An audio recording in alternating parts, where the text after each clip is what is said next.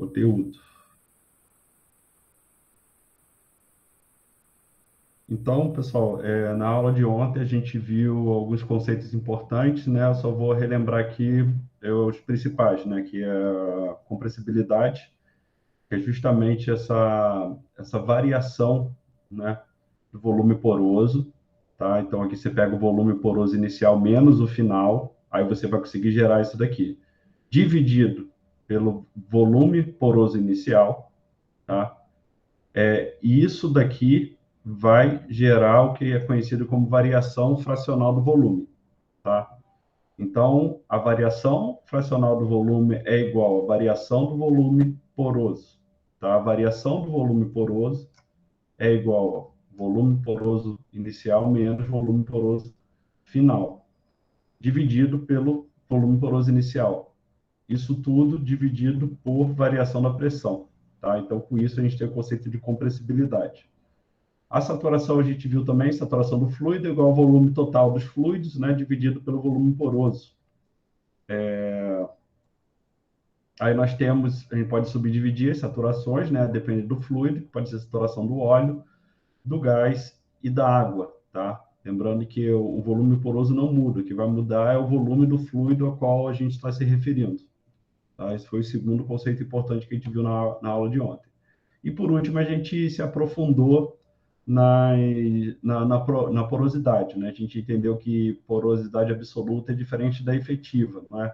Então, a absoluta é todo e qualquer espaço vazio, tá? Que tem dentro da seção termoporosa. Agora, a efetiva é aquela que nos interessa, porque é quando ela só vai contabilizar os espaços vazios que se comunicam, tá? Onde haja interconectividade, tá? Porosidade primária, ela está formada com a formação da rocha reservatória, da bacia sedimentar, de uma forma geral, e a secundária, ela é resultante de agentes do intemperismo, né? Pode ser uma dissolução química de grãos ou do cimento que forma a rocha, ou pode ainda ser por conta de uma falha mecânica, né? Quando eu digo falha mecânica, estou me referindo a microterremotos, né? Ou coisas do gênero. Aí já está associada à própria dinâmica global da Terra, tá bom? Então, isso seria porosidade secundária. Tá? Então, definindo porosidade, lembrando que porosidade é adimensional, ou seja, não tem unidade de medida, ela é definida como volume poroso dividido pelo volume total. Tá?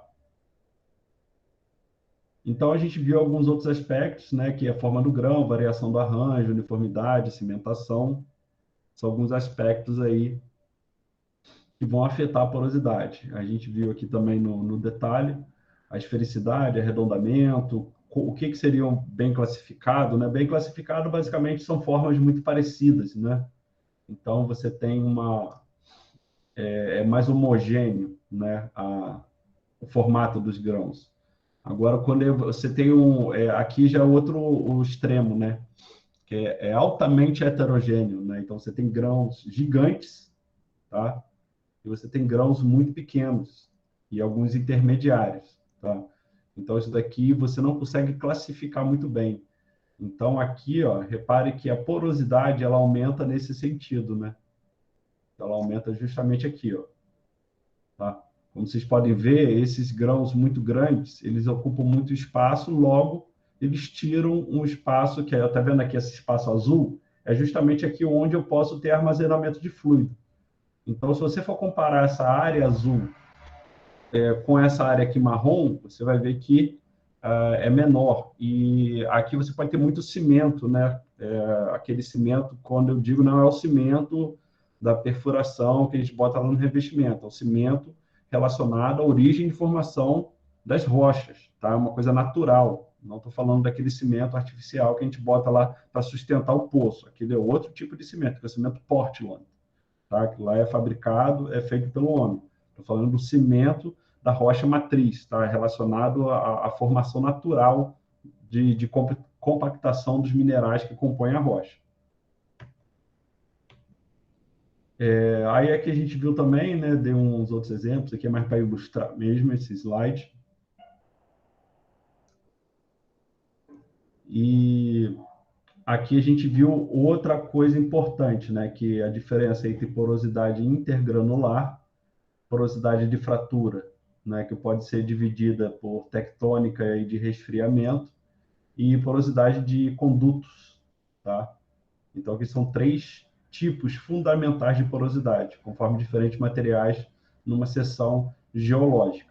Tá? Então, é a origem mineral, né? O grão, a mineralogia predominante que vai caracterizar a ductilidade, a friabilidade, né? Vários outros aspectos da rocha. O quão rígida uma rocha o quão apta a armazenar ou permitir se deixar ser atravessada determinada rocha tá? Então, normalmente os arenitos, né, e os calcários, eles são por excelência rochas que têm uma relação boa com o sistema petrolífero, tá? Ou seja, rochas permoporosas. Aí a gente vai para a parte de permeabilidade, né? Então a gente entendeu um pouco melhor aí a porosidade, a gente viu que ela é muito mais abrangente, o conceito, né? Ele vai muito além daquele conceito generalista que a gente normalmente trabalha no primeiro e no segundo ano. Então é um pouco mais aprofundado, um pouco mais verticalizado, e você tem toda uma literatura, né, que trabalha em torno disso. Aí nós temos a permeabilidade agora, a existência de quantidades razoáveis de hidrocarboneto, né, uma quantidade apreciável de poros, não implica em fluxo, tá? Isso daí é importante. Então, a não ser que eu tenha uma porosidade secundária ali no caso, né? Então, canais porosos, né? Então, estrangulamentos, tortuosos, resistência à passagem de fluxos. E isso daqui, ele tem relação direta com isso, implicar ou não fluxo, tá?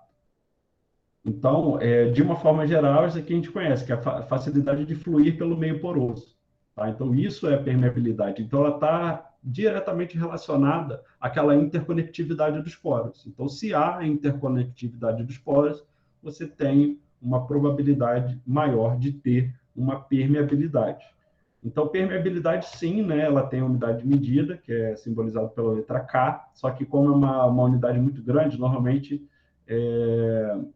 a gente está falando, a gente pode falar de milidarce, né, na verdade. Na verdade, quando permeabilidade, né, é representado pela letra K, e a unidade de medida é o milidarce, né? Eu falei até de forma um pouco equivocada. Então, ao invés de a gente falar permeabilidade, a gente pode botar simplesmente K, tá? Então, seria a mesma coisa. Então, vamos lá. Permeabilidade absoluta, né? A capacidade de transmissão quando um único fluido satura a rocha em um meio poroso, tá? Então, a gente viu lá, cuidado para não embolar os conceitos, né? Nessa parte aqui é importante a gente saber do que a gente está falando. Que a gente tem também porosidade absoluta, né? Porosidade absoluta é quando eu estou quantificando todos os espaços vazios. A efetiva é quando eu estou falando de interconectividade de espaços vazios. Agora, permeabilidade absoluta é quando só tem um fluido saturando a rocha, tá? Então, quando a gente está falando de hidrocarbonetos, isso não é tão válido. Por quê? Dificilmente você vai ter só petróleo. Na origem da formação das bacias sedimentares, a gente tem a água conata, a gente tem gás, o hidrocarboneto ele é muito complexo. Quando a gente está falando de um aquífero, tá? Às vezes tem até um pouco de metano ali e tal. Mas mesmo assim, a chance de você ter só um fluido saturando o meio é mais provável, tá? Mas aqui a permeabilidade absoluta, ela funciona muito na parte de laboratório para a gente entender o comportamento, tá? Daquela seção permaporosa. Então, assim como a porosidade, ela é afetada pela forma, variação do arranjo, uniformidade e grau de cimentação dos grãos. Diferente da porosidade, a permeabilidade é afetada pelo tamanho dos grãos, né? Então, aqui a unidade, né? Darcy ou milidarcy, e a permeabilidade representada pela letra K, em homenagem ao engenheiro Henri Darcy, né? Que aí, por demanda da coroa francesa, se eu não me engano, que estava interessada em tratar a água, né? Então solicitou a ele que fizesse algum dispositivo, né, que reduzisse as impurezas. Então foi aí que veio o conceito do filtro, né? Então, aqui, ó, permeabilidade pode ser definida, né, por vazão vezes viscosidade vezes o comprimento dividido pela área, né? Que é aqui vezes a pressão inicial menos a pressão final, diferença de pressão, não é? Então, isso com um fluxo linear, que também não é verdade dentro de um reservatório, né? O fluxo linear e a permeabilidade absoluta é quando você tem um ambiente totalmente controlado, né? Quando você não tem um ambiente natural. Ele é válido, por exemplo, para o filtro que a gente usa, né, em casa de água. Ali é um ambiente linear e ali a gente só tem um fluido. Então, ali se aplica perfeitamente. Né? Então, que o conceito veio daí. Mas acabou que a engenharia de reservatório se apropriou disso e viu que era aplicável também para caracterizar, né, como ocorrem os fluxos de hidrocarbonetos. Então, aqui, agora falando de permeabilidade efetiva, nesse caso em que dois ou mais fluidos saturam o meio poroso. Aqui, sim, aí a gente começa a falar de petróleo, tá? Mas é por isso que é importante a gente entender o conceito de permeabilidade absoluta, tá? Por mais que ela esteja no ambiente controlado, uma vez que vocês entendem isso daqui, depois é só a gente trazer aqui, a gente ir verticalizando e aumentando a complexidade. Então, aqui, quando dois ou mais fluidos saturam o meio poroso, e a capacidade de transmissão de um desses fluidos chama-se permeabilidade efetiva do meio poroso ao fluido considerado. Então, a gente tem a permeabilidade efetiva da água, do óleo, né? Mais gente pedindo para entrar na sala. Aí também a gente já pode trazer um outro conceito, que é o de permeabilidade relativa, tá? Então, é o quociente entre a permeabilidade efetiva e a permeabilidade absoluta do meio em que se encontra o fluido, tá? Então, eu pego esse conceito aqui de permeabilidade efetiva, tá? Então, eu tenho dois ou mais fluidos fluindo, tá? Então, eu vou pegar a permeabilidade do óleo, por exemplo, e dividir pela permeabilidade absoluta. Com isso, eu tenho um terceiro conceito, que é o de permeabilidade relativa, tá? Então, aí eu vou ter a permeabilidade relativa ao óleo, nesse caso, e eu também tenho a permeabilidade relativa à água, aqui representado pela linha tracejada, tá? E esse gráfico assim aqui que a gente vai usar, tá? Esse daqui ele tem uma aplicabilidade, ele consegue representar muito bem o que está acontecendo dentro do reservatório. Então, só deixa eu... Tá, deixa eu ver aqui qual seria a cronologia mais adequada. Poderia ter botado... Tá, então entendi. Essa ilustração depois eu vou reorganizar ela, que ela seria interessante eu ter falado dela lá quando eu falo introduzo o conceito de permeabilidade. Então, olha aqui, ó. Ela é diretamente proporcional à vazão, à viscosidade e ao comprimento, tá? E é inversamente proporcional à área e à variação de pressão, tá? Então, diretamente proporcional aqui, vazão, viscosidade, φ, e L comprimento, tá? Inversamente proporcional à área versus a variação de pressão. Sendo que vazão, né, a unidade de medida é centímetro cúbico por segundo, a viscosidade é em centipoise, que é CP, o comprimento é em centímetro, a área é em centímetro quadrado, tá? A pressão está em ATM, tá? Isso tudo aqui seria equivalente a um Darcy, tá? Mas como esse conceito ele foi projetado numa escala bem pequena, né? Numa escala para filtro doméstico, então essas unidades de medidas não acabam sendo coerentes com a magnitude de um reservatório, né? Então daí a gente usar milidarcy, muito comum. Então, aqui está só um exemplo, né, mostrando também aqui a diferença de altura, né, que pode atingir a altura 1, a altura 2, o fluido entrando por aqui, a injeção de água a uma vazão constante, vai passar pela areia, né, vai ser filtrado e sair aqui. Né? Então, você tem uma um comprimento aqui da montante da jusante, né, por onde entra e por onde sai, e você tem aqui a capilaridade, né, a pressão capilar, né, até onde vai essa altura aqui e essa daqui. A gente consegue fazer algumas medidas utilizando isso. Aqui, na verdade, é só uma ilustração complementar dessa, né? Então, esse complemento só para deixar um pouco mais claro. Mas voltando aqui, então, para essa imagem. O que a gente pode ver aqui? Então, nesse eixo aqui, o que eu tenho? Eu tenho a saturação de água, tá? Então, aqui é importante que vocês prestem atenção. Então, olha aqui, a saturação de água é a quantidade de água que está preenchendo o meio permoporoso, tá? A seção permoporosa pode ser esse filtro aqui, tá? Pode ser esse filtro aqui. Então, aqui eu tenho 100%, tá?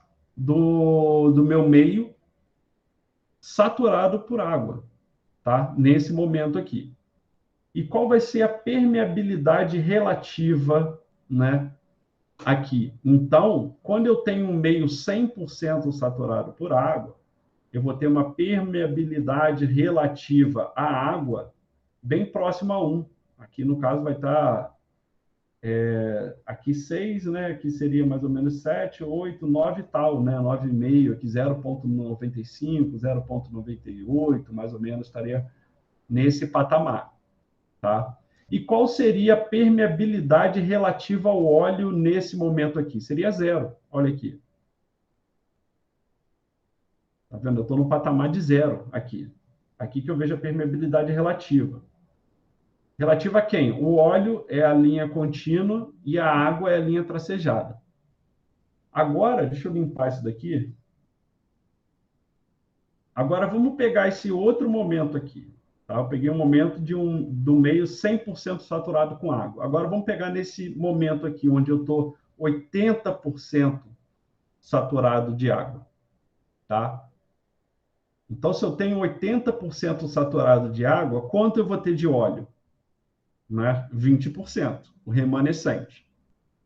Então, nesse momento onde eu tenho 80% da minha seção permoporosa preenchida por água e 20% preenchida por óleo, eu vou ter uma permeabilidade relativa à água nesse patamar aqui, tá? Nesse patamar de 0, aqui seria 6, aqui seria o quê? 2? 52? Não, seria um pouco mais, né? 5, 50, 55, 60. Seria aqui em torno de 0,5, né? Mais ou menos aqui. Saturação, a permeabilidade relativa à água. E se eu for pegar a permeabilidade relativa ao óleo, né? É aqui onde eu começo a ter fluxo, tá? Então, aqui onde eu vou começar a ter esse fluxo. Então, reparem que, para que eu tenha fluxo de óleo, eu tenho que ter uma quantidade mínima de óleo saturando aquele meio, tá? Para que haja fluxo de óleo, tá? Então, é aqui o ponto a partir do qual eu começo a ter fluxo, tá? Então, é nesse ponto aqui. Se eu pegar um outro exemplo, aqui, vamos pegar esse exemplo aqui, onde há a interseção, né? Então, aqui, olha, eu tenho um pouco mais de 50%, né? Seria 55%, mais ou menos, saturado de água, e vamos botar aí 45% de óleo, tá? Então, o que está acontecendo nesse ponto aqui? Então, nesse ponto de interseção entre a curva de permeabilidade relativa ao óleo e a curva de permeabilidade relativa à água, é onde eu tenho o mesmo fluxo de água e de óleo, né? Então, olha só, para eu ter um fluxo aqui, vamos botar de 0,18, né, de permeabilidade relativa ao óleo, eu tenho que ter, no mínimo, aí, vamos botar 45%, aí talvez, do meio saturado com óleo, e 55% do meio saturado com água, tá? Então, é isso que esse gráfico está me dizendo, tá? Então, essa curva de permeabilidade relativa, cada reservatório tem um. Tá? Cada reservatório tem um e existem alguns ensaios que conseguem gerar isso daí. Hoje em dia, com a automatização, né, você já tem programas que já conseguem aferir essas curvas e normalmente elas são dinâmicas, tá? Então, num reservatório, dependendo da região, você vai ter diferentes curvas de permeabilidade relativa. E até mesmo ao longo da vida produtiva do reservatório, há uma dinâmica também, elas não são estáticas, tá? O reservatório é um ambiente muito dinâmico, então não tem como a gente chegar e cravar nada, tá? Então, é o que torna essa ciência um pouco complexa, né? Justamente devido ao seu dinamismo, tá? Que acontece ali. Depois eu vou trazer que aqui nós temos saturação irredutível de óleo residual, a gente tem algumas nomenclaturas aqui que é quando o óleo começa a fluir, onde o óleo para de fluir. Depois eu vou deixar isso claro também, posso botar aqui depois um vídeo adicional, porque eu sempre inverto isso. Eu sei que tem uma de óleo residual e de saturação irredutível, mas eu não lembro em que ponta da cauda tá. Então, para não passar uma informação equivocada, invertida, né? Depois eu passo para vocês aí onde que é a residual e onde é irredutível, tá? Eu sei que vai depender do sentido que a gente vai estar, mas é só ao invés de interpretar o gráfico, né, seria um ponto ali onde você está dando um nome, ao invés de você dar toda uma justificativa, você fala isso, mas depois eu complemento essa aula com essa informação, tá? Então, ali era para fluxo linear, né? Então, quando a gente está falando disso daqui. Mas o problema de reservatório está muito mais próximo desse contexto de fluxo radial, tá? Aqui eu só vou apresentar, né, para vocês, eu quero mais que vocês entendam o conceito por trás, mas a diferença é que aqui, tá vendo? Eu tenho um poço, não é? Então ele mostra aqui que essa geometria, não é? Ela vai implicar no comportamento distinto. Então é natural que eu tenha uma tendência maior, um raio de influência maior nas proximidades do poço, né? Então a minha influência aqui vai ser bem menor do que quando comparado à minha influência aqui. Tá? Então, o nível de influência de um poço ele está relacionado a esse fluxo radial, né? Então, se eu for descrever a influência dele, é mais ou menos por aqui, tá? Então, para entender, saindo de um fluxo linear, né, e colocando já permeabilidade, e aqui no caso está sendo isolada a vazão para entender ela, então, considerando o fluxo radial, seria igual a 2π, né, a vazão diretamente proporcional a 2π versus a permeabilidade versus a altura versus a diferença da pressão estática menos a pressão de poço, tá? Dividido pela viscosidade e o Ln, né, o logaritmo do raio externo, tá? Que seria esse daqui, olha, do meio do poço até o limite do reservatório, tá? Dividido pelo raio do poço, tá? Raio do poço. Então, com isso, eu tenho uma matemática que descreve o comportamento dos hidrocarbonetos dentro de um fluxo radial, tá? Mas daqui é mais de caráter informativo, tá? E aqui, mais ainda, né, aqui já é nível de pós-graduação, mas só para vocês saberem que existe, que é o fluxo paralelo a camadas, né? Então, em um reservatório, aqui tem blocos quadrados, né? Então, é claro que na natureza, né, a natureza ela é curvilínea, né? Ela não é linear, né? Então, o comportamento dela é muito mais complexo do que isso. Mas só para a gente entender, é só para mostrar para vocês que existem diferentes permeabilidades para diferentes níveis de profundidade, tá? Então, aqui eu tenho uma permeabilidade 1, permeabilidade 2, permeabilidade 3, né? E como que eu faço para aferir a média dessas permeabilidades, né? Então, aqui eu vou ter uma vazão 1, vazão 2, vazão 3, porque eu tenho diferentes áreas, tá? Então, é aí que a complexidade começa a aumentar. Então, aqui, ó, P1, pressão 1, pressão 2. Então, são vários aspectos levados em consideração, o que mostra que o ambiente é altamente heterogêneo, tá? Dentro do mesmo reservatório, ele tem uma heterogeneidade assim absurda, não é? Então é complexo sim fazer modelos matemáticos e simulações numéricas. Por isso que a gente sempre entende que é errado.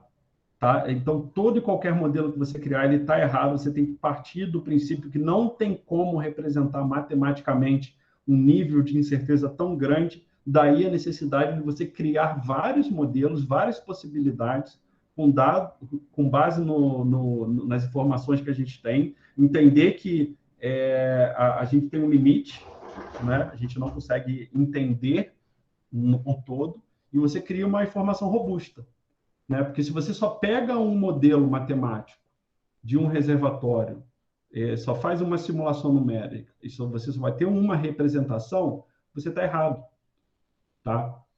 Então, você cria várias possibilidades, né, diferentes níveis de risco e cria uma solução robusta, tá? Com isso, você reduz as suas possibilidades de errar o posicionamento de um poço, por exemplo.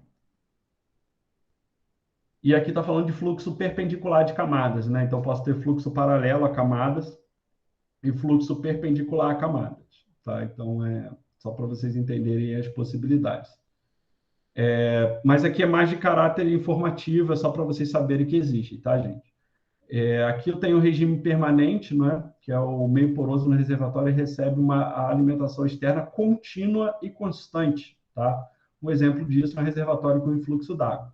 Então, repare aqui que a matemática vai ficando mais complexa a partir do momento que mais informações vão sendo inseridas, né? Eu vou tentando deixar o meu problema mais próximo da realidade, mais difícil de representar matematicamente ele se torna.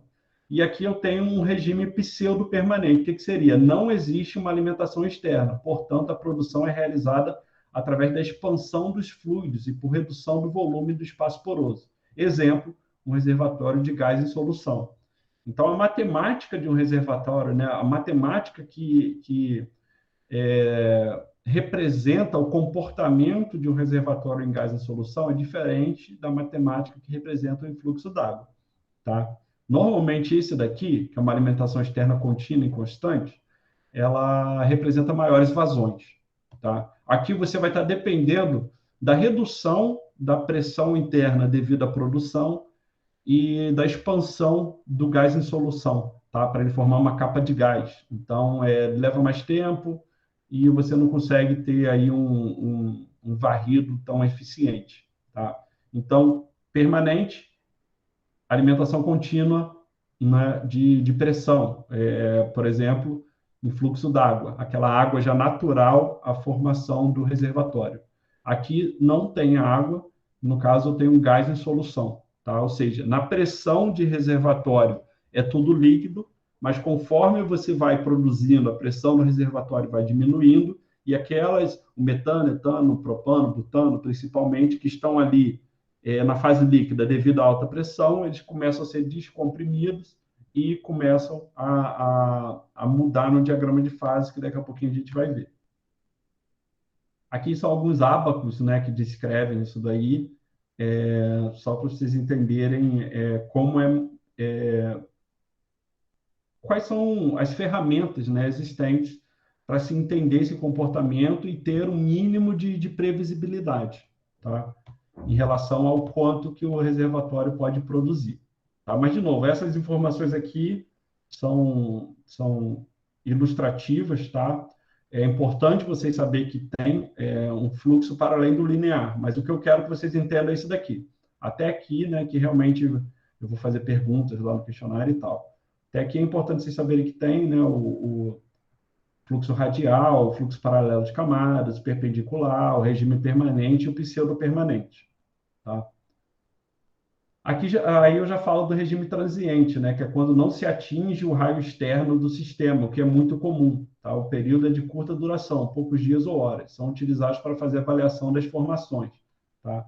Então, aquele raio externo, aqui, ó, eu não consigo atingir, tá? Esse daqui, ó.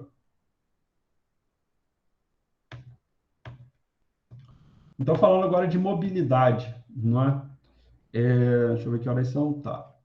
Mobilidade é a relação entre a permeabilidade efetiva, tá? E a viscosidade do fluido.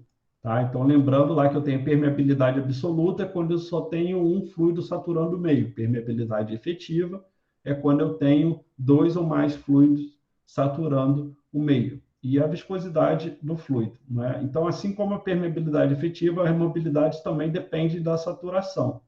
Então, quanto maior for a razão de mobilidade, menor será a eficiência de deslocamento do óleo, devido à sua maior mobilidade. O fluido injetado tenderá a furar o banco de óleo, criando caminhos preferenciais entre postos injetores ou produtores.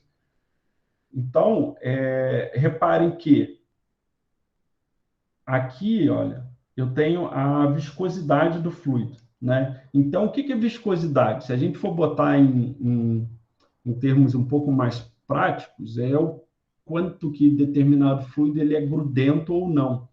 Né? Então, olha aqui, ela é inversamente proporcional à mobilidade.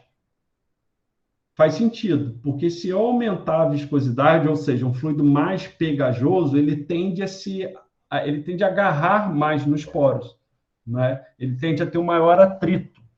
Então, quanto maior a viscosidade, menor vai ser a mobilidade, a capacidade de deslocamento dele, não é? E aqui, ó, a permeabilidade é diretamente proporcional, né? Permeabilidade efetiva da fase. Então, quanto maior a permeabilidade, ou seja, a capacidade de se deixar ser atravessada, maior a mobilidade. Mas eu tenho que levar em consideração a viscosidade, que é justamente aí essa unidade de medida que vai permitir eu aferir qual é a perda de carga que eu vou ter ao longo do deslocamento desse fluido. Tá? Então, mobilidade é mais um conceito importante que a gente tenha claro.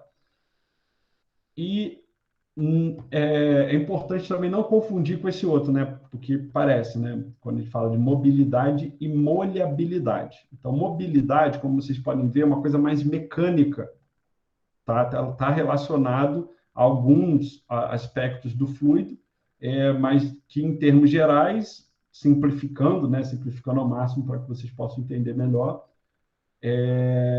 ela tem uma relação mais mecânica com essa dinâmica. Aqui não, aqui já é mais físico-química. Tá? Então, uma outra perspectiva.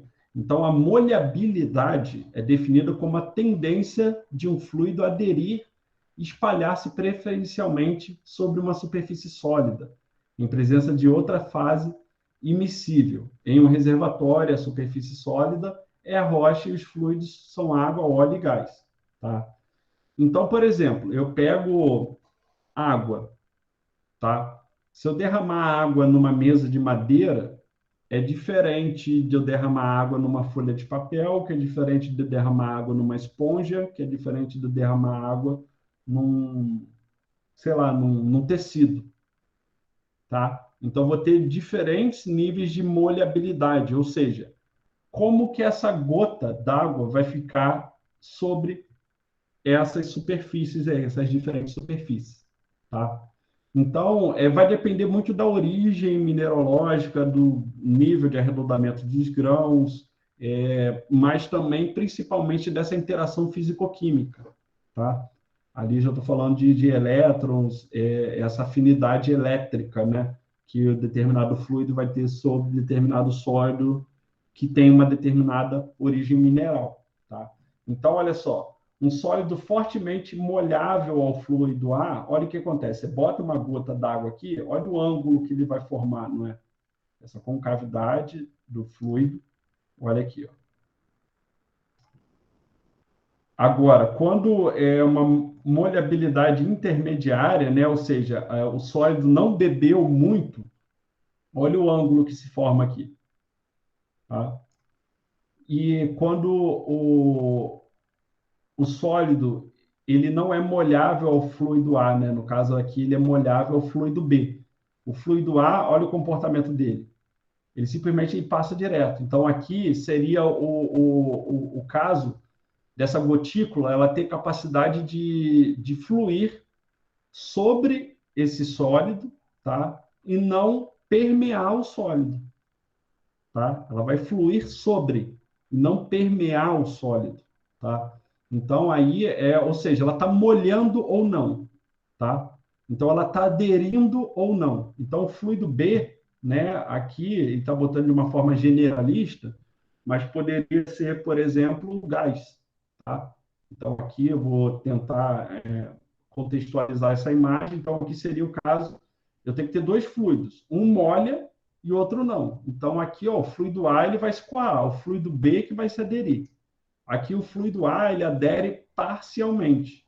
E aqui ele adere quase que totalmente. Ele fica preso ali, tá? Então, o que que a gente espera de um reservatório?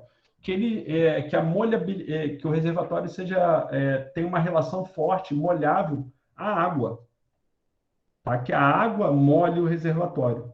Mas isso numa condição de pressão e temperatura e de presença de gás, de água e de óleo. Mas quando a gente está produzindo, a gente está perturbando esse meio. Não é? Então, ao perturbar esse meio, a gente está retirando óleo, está retirando gás, está alterando aquelas condições iniciais e o que pode acontecer, uma inversão da molhabilidade. É claro que também vai depender se você está injetando produto químico, vai depender, é mais complexo do que isso. Mas o que eu quero deixar claro é justamente que existe essa possibilidade de você inverter a molhabilidade. Então, inicialmente, o reservatório que ele é molhado pela água, ou seja, a água adere e o óleo flui.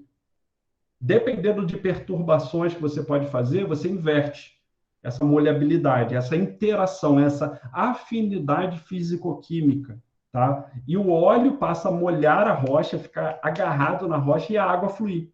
E a gente não quer isso, mas isso pode acontecer, tá? Então, aqui está falando que a fase que molha preferencialmente a superfície é denominada de fase molhante, e aí, por conseguinte, a outra fase é denominada fase não molhante. A forma da interface entre fluidos imissíveis resulta da interação entre as forças moleculares que atuam na interface líquido-líquido e líquido-sólido. Então, aqui, como vocês podem ver, eu tenho a água molhando o meu reservatório, tá? Então, olha aqui, a água molhando os grãos, tá? Então, a água aderiu e olha o que aconteceu com o gás, foi embora, fluiu. Tá? Então, aqui a água molha a rocha, o reservatório. É a fase molhante. Isso daqui é ótimo, tá? Então, eu quero isso daqui, tá? Então, esse daqui é um bom reservatório. Agora, olha o que aconteceu aqui. Aqui, o óleo que está molhando, que é a fase molhante, tá? Então, quando o óleo é a fase molhante, ele está agarrado na superfície da rocha. E o que está fluindo aqui? A água, tá? Então, isso daqui é o que eu não quero, tá? Eu já vi alguns estudos aí que mostram que é complexo, mas é possível você inverter essa molhabilidade, principalmente porque o reservatório ele é muito grande. Então, é uma físico-química, é uma interação complexa, não é tão fácil de diagnosticar, de entender. Então, tem muito mais dúvidas do que certezas, né? Sobre isso. Mas vocês lembram daquele óleo não recuperável? Então, aí, molhabilidade é um tema muito debatido justamente para você revisitar determinados campos que já foram até abandonados, entender melhor esse fenômeno para justamente recuperar um óleo que ficou para trás, tá? Então, a molhabilidade aí, eu lembro que eu já vi estudos, algumas palestras, até mini cursos de pessoas falando sobre isso. Eu lembro que deve ter sido o quê? Em 2013, mais ou menos, ali, 2012, eu lembro que ainda era muita novidade, muita novidade. Eu não sei como é que está agora, que eu não acompanho, não faz parte assim, do meu objeto de estudo, mas é um tema interessante e com muita coisa a ser entendida e aprendida ainda. Então, olha aqui, o efeito da molhabilidade na permeabilidade relativa, né? Então, a gente viu essas curvas de permeabilidade relativa da água e do óleo, e olha a diferença aqui. Então, nesse cenário 1, onde a linha é contínua, eu tenho um reservatório molhado com água, tá? Então, nesse reservatório molhado com água, eu tenho aqui algumas coisas que eu posso inferir. Vamos pegar o ponto de interseção, que ele é mais simplista, né? Para a gente não tomar tanto tempo também, só para a gente entender aqui mais ou menos. Então, vamos dizer que, sei lá, ele está aqui a 60%, tá? Vou chutar aqui um valor aqui intermediário, só para a gente poder ter um valor para trabalhar. 60% saturado com água, tá? Logo, 40% saturado com óleo, tá? Então, olha o valor que eu vou ter aqui de permeabilidade relativa, tá? Ou seja, a capacidade do óleo fluir e da água fluir, né? Então, nesse ponto ali, tá? Quando o reservatório é molhado pela água, ou seja, quando a água está aderindo, está grudando, tem afinidade físico-química, quando a nuvem eletrônica da água acaba se interagindo e se aglutinando com os minérios que compõem a rocha reservatório, é esse contexto de fluxo de óleo que eu vou ter, de permeabilidade relativa. Agora, quando eu tenho um reservatório molhado com óleo, né, ou seja, o óleo agora que vai aderir à rocha e não a água, né, olha o que acontece. Então, aqui, a saturação, para que isso, né, olha aqui, para que eu atinja um ponto de interseção, ponto de igualdade, olha como diminui a potencialidade dele. Né? Então, isso aqui que é um ponto interessante da gente ver. Então, olha aqui, outro ponto também, deixa eu até ver se está coerente com esse gráfico aqui de trás. Permeabilidade. Tá, é isso mesmo. Permeabilidade relativa do óleo. Aqui. Então, aqui seriam as curvas de permeabilidade relativa ao óleo. E aqui as curvas de permeabilidade relativa à água. Tá? Então, o que aconteceu aqui? Eu inverti. Aqui, quando o reservatório é molhado pela água, né? Nesse caso 1 aqui, o que eu tenho aqui? Aqui, ele é molhado pela água, então a permeabilidade relativa da água ela tem um potencial menor. Não é? Então, aqui, ó, a água, como ela vai aderir, ela vai ficando para trás, ela tem uma tendência maior a ficar para trás. E aqui, ou seja, eu tenho uma capacidade de fluir do óleo facilitada. Olha lá, e chega a quase a 75% de capacidade de se deixar ser atravessado, né? A rocha ela tem essa quase 75% de capacidade de se deixar ser atravessada pelo óleo, quando o que molha o reservatório é a água. Agora, quando o que molha o reservatório é o óleo, olha a capacidade máxima que a rocha tem de deixar o óleo ser atravessado. Ela fica para baixo de 50%. Né? Ela tem uma redução aí de quase 30%, né? Uma redução de 30% do óleo de fluir. Né? Então, é isso que eu estou querendo mostrar aqui para vocês, do efeito da molhabilidade e um outro conceito que a gente viu, que é a curva de permeabilidade. Então, o que aconteceu aqui? O que eu poderia destacar é justamente essa interpretação, uma redução de quase em 30% do reservatório em se deixar ser atravessado pelo óleo, por conta agora o óleo ser a fase molhante e não a água. Não sei se ficou claro isso para vocês, gente. Ficou? Sei que é um pouco confuso quando realmente é a primeira vez, aí vai embolando molhabilidade com mobilidade. Ficou mais claro lá no outro desenho, né? Que mostrou quando ele é molhado por água e por óleo. Mas tá tranquilo. Aqui, não é que você diz? Esse desenho aí. Então, realmente, tem que ir juntando as linhas. E aqui também eu acho que deixa claro, né? Mostra que, por exemplo, a água quando adere e quando não adere. Então, aqui, olha, a água molhando, né? E aqui a água não molhando. Então, aqui ela vai embora, né? Ela não se adere.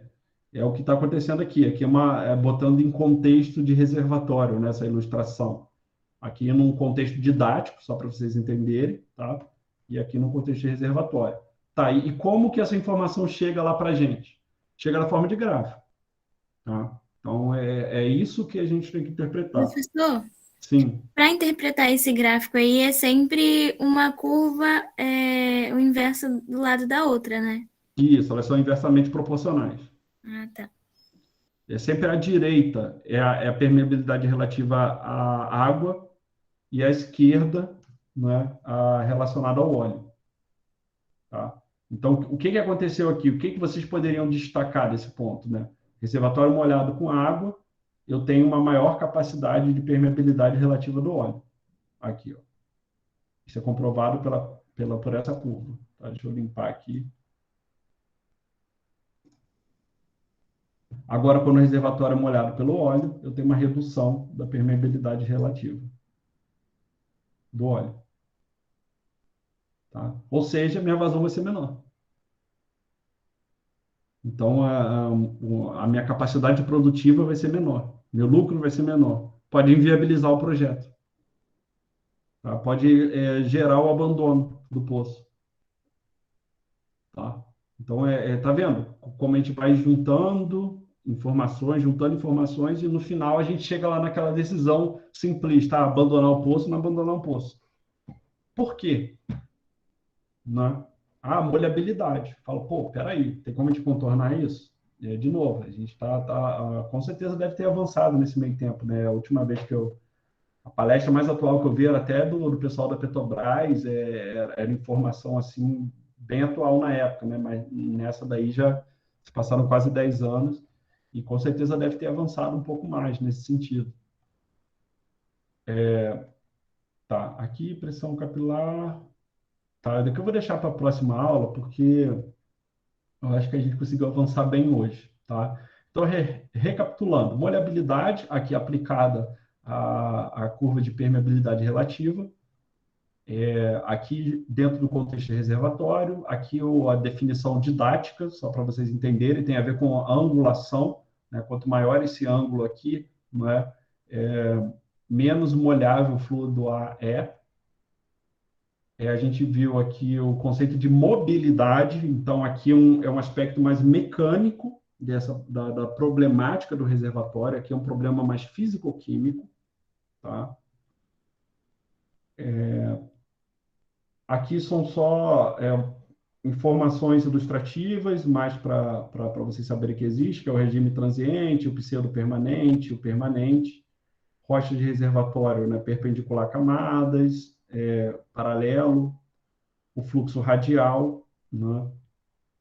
E aqui o linear, né, que é importante vocês entenderem esse conceito, porque ele é base não só para reservatório, ele é base para várias engenharias, né, de aquíferos, por exemplo, para gestão de mananciais. Então, é por aí que passa.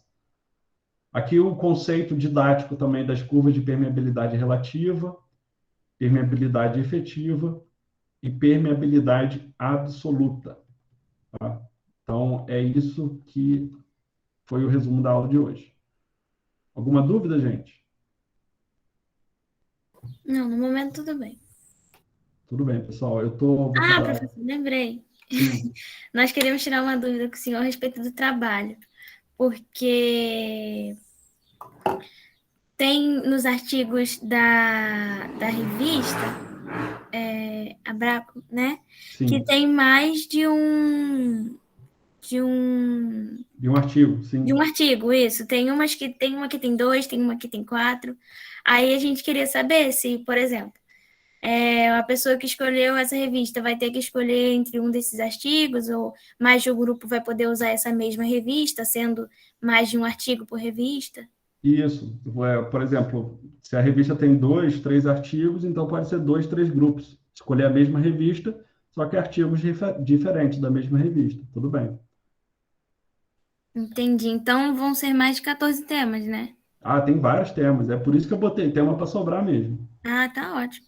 tá? Para vocês terem essa possibilidade de escolher um tema que de fato vocês têm interesse, tá? E nada impede também de vocês irem lá no site da Abraco e pegar novas revistas, tá? Então, o que eu quero é que o trabalho faça sentido, né? Principalmente já quem está dentro de um curso de exatas, né? De quem quer seguir na área de exatas, tá? Então, ali tem a aplicação da corrosão em vários contextos, tá? E por que que eu peguei aquilo dali? Porque, principalmente a Braco, ela é menos acadêmica e mais relatório feito na prática, né? Então, ela mescla. Tem alguns artigos ali que são um pouco mais científicos, mas a maioria deles é de aprendizagem real, né? E muito atual, muito atual. Então, por isso que eu quis trazer isso, para trazer um mínimo de realidade para dentro do estudo de vocês da corrosão. Tá? Eu vou parar aqui então a gravação.